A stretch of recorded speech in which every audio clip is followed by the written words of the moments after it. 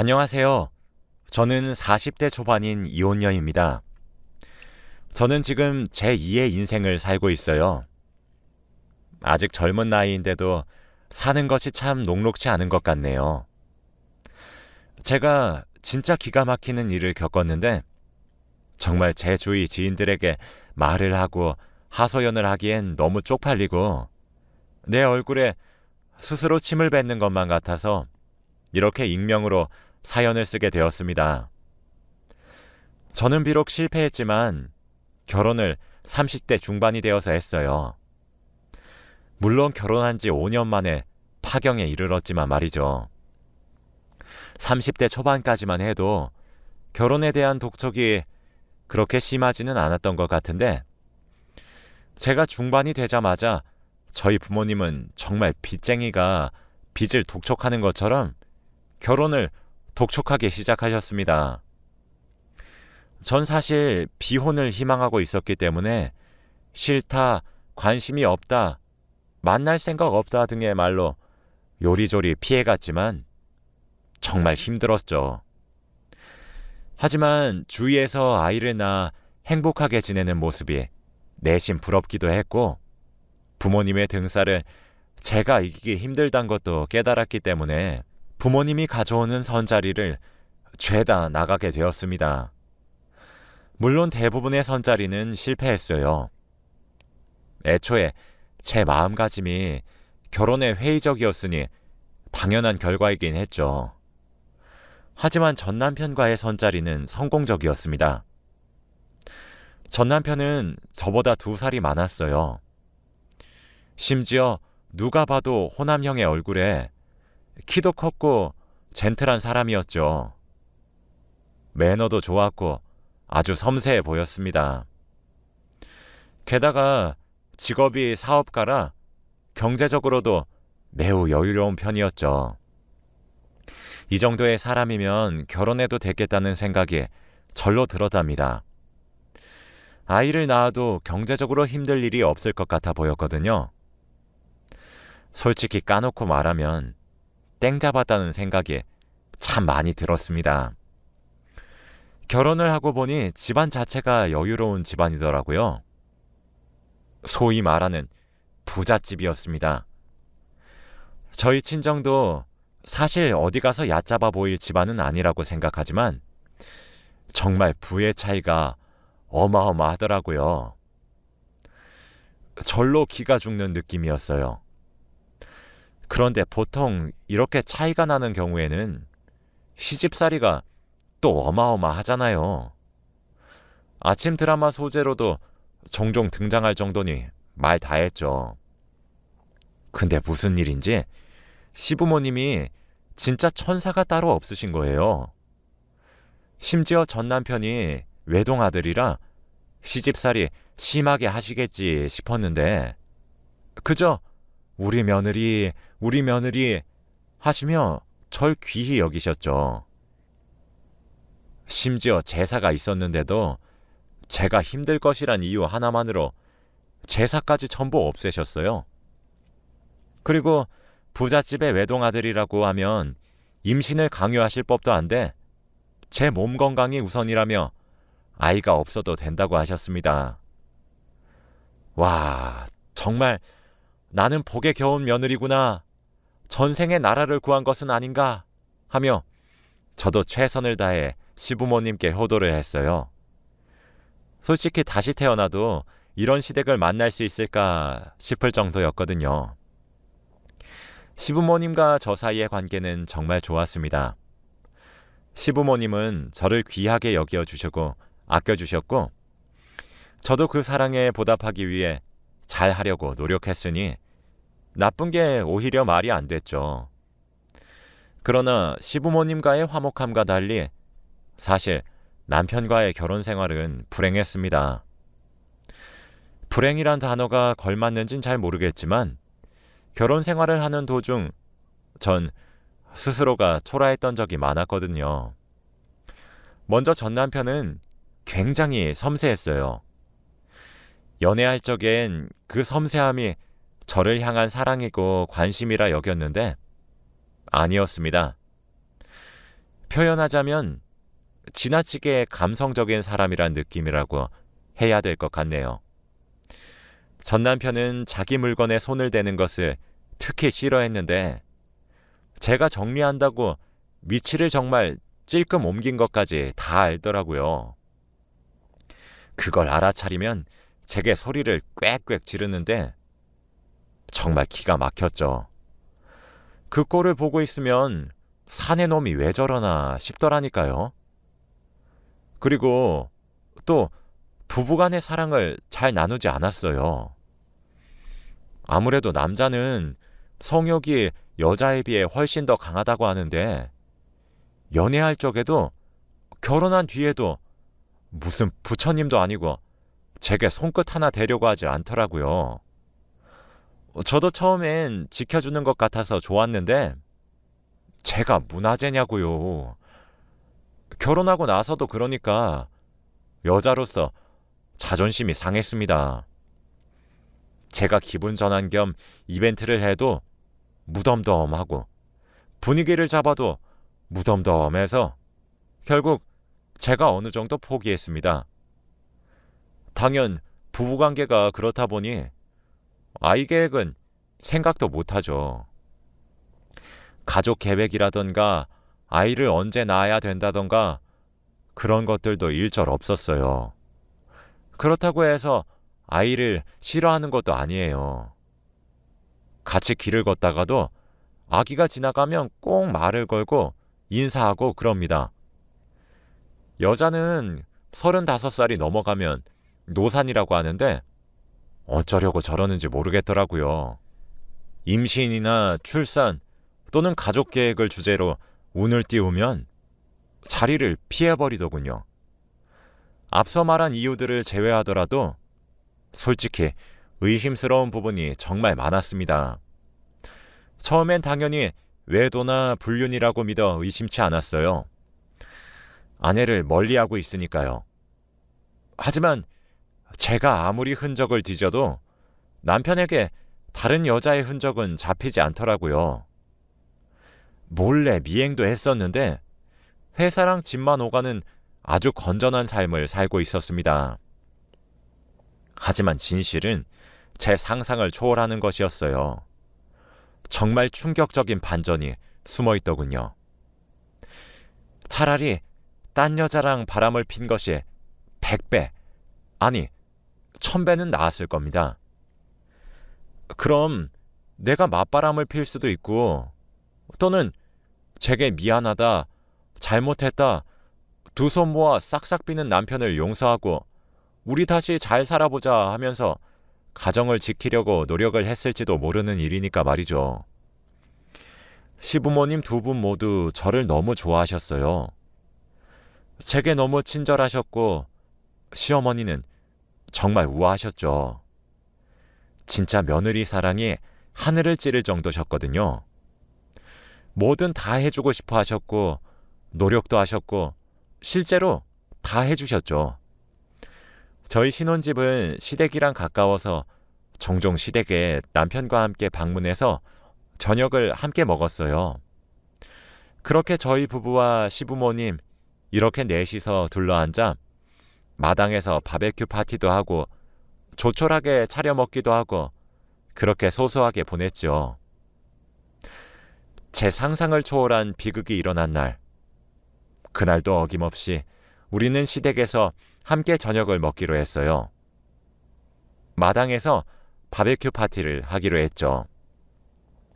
원래 남편은 칼퇴근을 해서 보통 같이 시댁에 도착했는데 그날따라 남편은 퇴근이 1시간 정도 늦어진다며 회사에서 바로 시댁으로 가겠다고 하더라고요. 그래서 저 혼자 시댁을 갔어요. 그런데 약속을 한 시간보다 제가 한참 일찍 도착했더라고요. 그 넓은 시댁에 저만 있는 거예요. 시부모님께 전화를 드려서 언제쯤 도착하시냐고 여쭤보니 지금 빨리 가고 있으니까 거실에서 TV 보면서 쉬고 있으라고 하시더라고요. 그런데 혼자 있어서 심심하기도 하겠다. TV에 재밌는 프로그램도 없겠다. 어차피 마당에서 바베큐 파티를 하면 그릴이나 수치나 이것저것 준비해야 될 것들이 있으니까 이왕 제가 먼저 도착한 김에 제가 미리 준비를 조금 해놔야지 하는 마음을 먹었어요. 시부모님께 예쁨 받고 싶기도 했고요. 저는 바베큐를 해먹을 준비를 하기 위해 창고로 갔죠. 끙끙거리며 숯도 꺼내고 불판도 꺼내고 하는데 구석진 곳에 엄청나게 낡아서 색깔도 바래진 상자가 하나 있더라고요. 저도 이걸 어떻게 찾았나 할 정도로 정말 구석진 곳에 가려져 있었어요. 그 상자는 판도라의 상자였죠. 그 상자 안에는 시댁에 있을 수 없는, 있어서는 안 될 물건이 들어있었습니다. 외동아들인 남편만 자식으로 둔 시댁에 여중, 여고 졸업 앨범이 있었거든요. 처음엔 당연히 의아했어요. 에? 이런 것들이 왜 여기에 있는 거지? 남편 사촌 형제들 건가? 하고 대수롭지 않게 넘기려고 했습니다. 그런데 상자에 졸업 앨범들과 함께 어린 시절 사진을 모아놓은 듯한 앨범도 함께 있더라고요. 정말 아무 생각 없이 펼쳤습니다. 그 앨범에 담겨있는 여자아이는 귀여웠어요. 성장 앨범이라 그런지 아이가 커가는 모습이 담겨있더군요. 그런데 한 장 한 장 넘기면 넘길수록 여자아이의 얼굴이 남편과 많이 닮아 보이더라고요. 사촌이어도 이렇게 닮을 수 있는 건가 싶을 정도였습니다. 진짜 남편의 숨겨진 남매라고 해도 믿을 정도였죠. 성장 앨범은 고등학교 시절을 마지막으로 끊겼죠. 전 그 후 옆에 놓여진 졸업 앨범도 펼쳐봤습니다. 아니나 다를까 졸업 앨범들은 성장 앨범에 나온 여자아이의 앨범들이 맞더군요. 그런데 그 앨범 속에 나와 있는 여자아이는 남편과 이름이 같았습니다. 소름 끼칠 정도로 쏙 빼다 박은 얼굴에 이름까지 똑같더군요. 전 남편의 이름은 중성적인 이름이기도 하고 특이한 이름이라 동명이인이 흔치 않거든요. 멍하니 혼자 앨범을 바라보고 있었지만 제 머릿속엔 정말 하나의 가능성이 짐작되었어요. 그리고 생각했죠. 제가 남편의 어린 시절 사진을 본 적이 있는지, 학창시절 친구를 만난 적이 있는지 말이죠. 그런데 생각해보니 없더군요. 전 본능적으로 그 상자를 뒤지기 시작했습니다. 상자에는 앨범 말고도 상장이나 또 다른 사진들이나 많은 것들이 잔뜩 들어있었어요. 점점 퍼즐이 맞춰져 가는 것 같았죠. 어쩐지 남편을 보며 남자치고는 유난이다. 남자가 왜 저렇게 기집애처럼 구는 거야? 라고 생각했던 모습들이 차례차례 떠올랐습니다. 그건 남편이 유난스러운 것이 아니라 정말 여자였을 시절의 버릇이었던 모양이더군요. 전 충격에 빠졌어요. 정말 그날의 기분은 아직도 형용할 수 없습니다. 남편이 한때 여자였다는 것을 깨닫고 느낀 감정을 말이죠. 전 그렇게 한참 동안 넋이 나가 있었어요. 멍하니 서 있다가 창고는 널브러뜨리고 낡은 상자만 들고 시댁 거실에 앉아서 누군가 오길 기다렸죠. 한참 있으니 시부모님이 시댁으로 돌아오셨습니다. 집 앞에서 우연히 마주쳤다며 옆에 남편도 함께 서 있더라고요. 거실에 멀거니 앉아있는 제게 시어머니는 아가, 창고 앞은 왜 저렇게 널브러뜨리고 이렇게 거실에 혼자 앉아있어? 라고 물으시더군요. 저는 아무런 말 없이 세 사람을 멀거니 쳐다만 봤습니다. 그리곤 낡은 상자를 세 사람 앞으로 집어 던졌어요. 남편은 놀라서 제게 당장이라도 왁 하고 소리를 지를 것 같았지만 상자는 날아가는 도중에 안에 있던 물건들이 공중에 흩날렸고 거기 있는 모두가 알게 되었죠. 제가 뭘 찾게 되었는지 말이에요. 남편은 얼굴에 핏기가 가시더군요. 시부모님도 마찬가지였죠. 세 사람은 모두 얼어붙어 있었습니다. 저는 어머님, 아버님, 이게 뭔가요? 제가 버릇없이 물건을 집어 던졌는데 왜 혼내시지 않으세요? 이렇게 나오시면 제가 한 망상이 진실이란 것밖에 더 되나요? 당신도 그래. 지금 이건 뭐야? 설명해. 설명하라고. 라며 소리를 질렀습니다. 순식간에 상황 파악을 한 남편은 곧장 무릎을 꿇었어요. 그러고는 미안해, 여보. 일단 진정하고 내 말 좀 들어줘. 어? 라고 말을 더듬으며 저를 진정시키려고 했어요. 전 됐으니까 당장 그 잘난 입으로 짓거려보라며 몸을 부들부들 떨면서 화를 냈습니다. 그리고 이어지는 남편의 이야기에 전 정말 할 말을 잃었어요. 맞아. 사실 나의 타고난 성별은 여자야. 나 원래는 여자였어. 고등학교 시절까지 말이야. 그런데 나도 항상 의아했어. 난 왜 이렇게 남들과 다른 걸까 했거든? 근데 시간이 지나면 지날수록 내 성 정체성이 남들과 다른 것을 알게 되었고, 그래서 수술을 결심했어. 나 성인이 되자마자 돈을 악착같이 모았어. 우리 부모님도 몰랐어. 내가 이런 걸 말한 것도 수술이 끝나고 난 이후야. 부모님한테는 말을 하지 못했어. 심지어 하나 있는 외동딸이 이러니까. 돈을 모으고 난 이후 집을 나가서 성전환 수술을 받았어. 너무 힘들었어, 나도. 수술이 끝나서 성공적으로 남자가 된 이후 부모님을 찾아갔지만 부모님도 날 외면하셨어. 그래도 세월이 지나고 나니까 우리 부모님도 나이가 드셨는지 날 자주 찾으시고 점점 나를 다시 자식으로 받아들여 주셨고 내 결정을 존중해 주면서 응원도 해주시기 시작한 거야. 그런데 나이를 드실수록 내가 가정을 꾸려서 행복하게 사는 모습을 보는 게 소원이라고 하시더라고. 그래서 난 아이도 가지지 못하는데 그 소원이라도 이뤄드려야 내 마음이 편할 것만 같아서 나도 이게 잘못된 방법이란 사실은 아주 잘 알고 있어.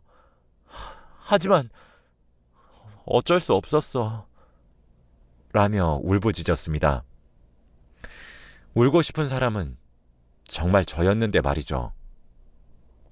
저는 당신 미친 거 아니야? 속일 게 따로 있지.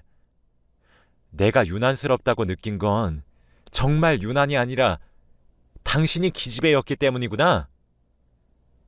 당신 어떻게 날 속일 수 있어? 어떻게 나한테 이럴 수 있어? 어머님이랑 아버님도 그래요. 저도 저희 부모님한테 사랑만 받고 자란 귀한 딸이에요.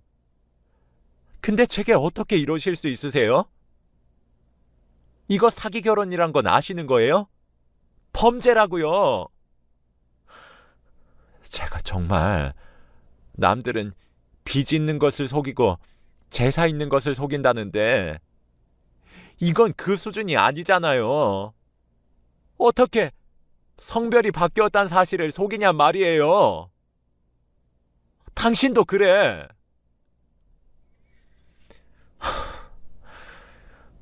그럴 거면 당신처럼 성별을 바꾼 여자랑 살림 차리면 되지. 왜 멀쩡한 날 끌어들여? 라고 소리치며 정말 통곡을 했습니다. 시댁에선 크게 우는 제 울음소리를 제외하고는 아무런 소리도 나지 않았어요. 전 그대로 시댁을 뛰쳐나왔고 신혼집으로 가서 무작정 짐을 싸기 시작했습니다. 몇 분 뒤 남편이 집으로 들어오더군요. 제가 나가자마자 절 뒤쫓아온 듯 했어요. 남편은 절 진정시키려고 노력했어요. 하지만 제가 받은 상처와 배신감은 쉬이 가라앉혀지지 않았죠. 전 제게 소홀히 하는 남편과 잘 지내려고 매사에 노력했어요. 대화를 나눠도 보고 행동에도 옮겨봤죠. 하지만 제가 쏟아부은 노력에 돌아온 것은 남편의 배신이란 사실이 정말 믿기지 않았습니다. 전 저를 뜯어 말리는 남편의 손을 뿌리치며 이혼하자고 화를 냈어요.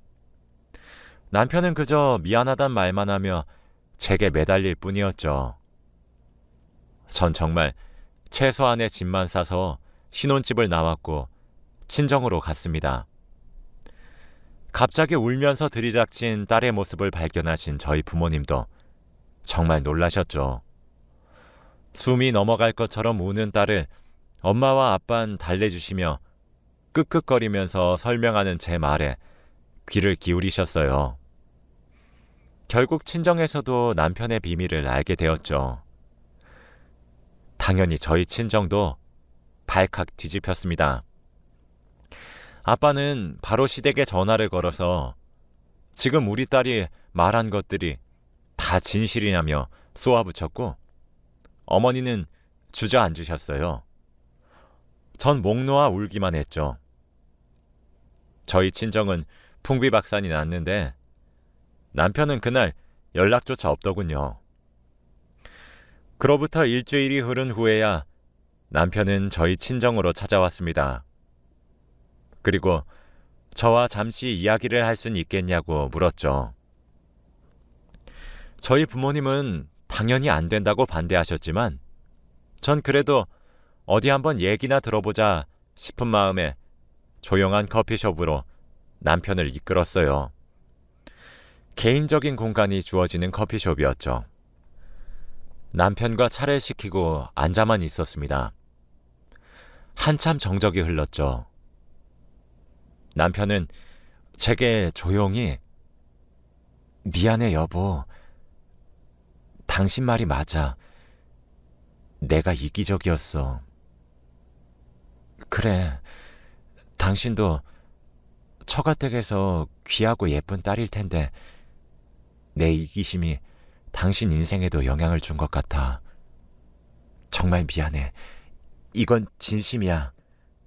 라고 하면서 서류를 하나 내밀더군요. 그건 이혼 서류였습니다. 그리고는 제게 말을 하였습니다. 당신 나랑 이혼이 하고 싶을 것 같아서 내 쪽은 미리 썼어. 당신 쪽만 쓰고 제출하면 돼. 라고 하며 또 다른 서류 봉투를 몇 개 제게 또 주더라고요. 이건 내가 가지고 있었던 오피스텔 2채를 자기 앞으로 명의 이전한 서류야. 그리고 이건 우리 부모님이 당신한테 사과의 의미로 주는 건물이고 라고 했죠. 그리고는 이건 마지막으로 위자료라고 하긴 못하지만 받아줬으면 해. 하며 내민 통장엔 돈이 들어 있었습니다. 당신에겐 정말 미안하게 생각하고 있어. 내가 어리석었어. 그 당시엔 내가 이미 부모님의 기대와 미래를 저버리게 한 느낌이었거든. 부모님 마지막 소원이란 말에 내가 냉정을 잃었던 것 같아. 당신에게 주는 이 모든 것들이 위로가 되지 않겠지만 조금 위안이 되길 바라는 마음뿐이야. 정말 미안해. 라고 사과하는 남편에게 저는 마다하지 않을게.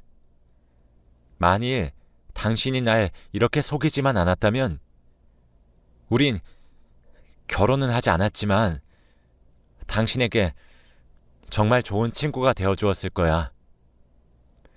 이혼 서류는 접수하고 당신한테 연락해 줄게.